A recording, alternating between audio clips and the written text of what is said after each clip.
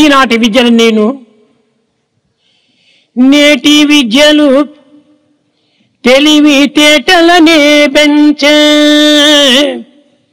కొంచెమైన గుణము పెంచబోదు. The modern education will help you more and more to be more and intelligent, but it will not improve your character. కోటి విద్యలుండి గుణము లేకున్నచో ఫలమదేమి వాణి విలువదేమి విలువదేమి విలువదేమి. With all forms of knowledge, without character, what is the use of it? What is the value of that education? ఈ తెలివితేటలు దేని నిమిత్తమే మనకు అవసరం వస్తాయి? Why do you need this intelligence?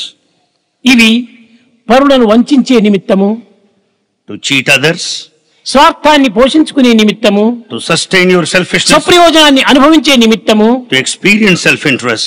ఇవి ఉపయోగిస్తున్నాయి. కానీ దేశమునకు కానీ సమాజమునకు కానీ తన యొక్క విద్యా విధానం ఏమాత్రం కూడాను అనుకూలపడటం లేదు.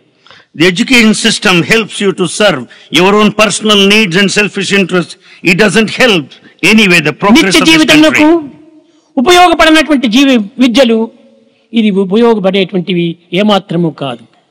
This type of education will not help you. It is useless.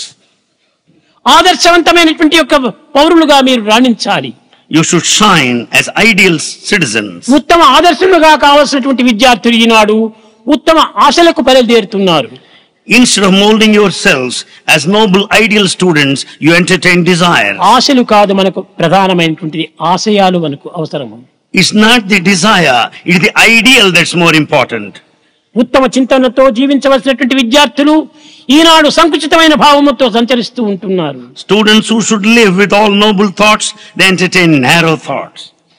విద్యార్థులు ఎందుకును మానవత్వం అనేది ఏమిటో వారికి అర్థం లేకుండా తెలిసి లేకుండా పోతుండాలి. Students do not understand what the human quality is. నేను మానవుడిని మాత్రం చెప్పుకుంటున్నాడు కానీ మానవ అంటే ఏమిటి దీని అర్థం అనేది కూడాను వానికి తెలియటం లేదు. He declares himself as a human being Manava without knowing the meaning. The proper study of mankind is man అని అనగా త్రిగుణముల యొక్క ఏకత్వమే, మనస్సు వాక్కు క్రియల యొక్క ఏకత్వమే మానవత్వం అనేటువంటి సత్యాన్ని ఈనాడు ప్రబోధించాలి. The human value lies in the unity, the harmony between thought, word and deed.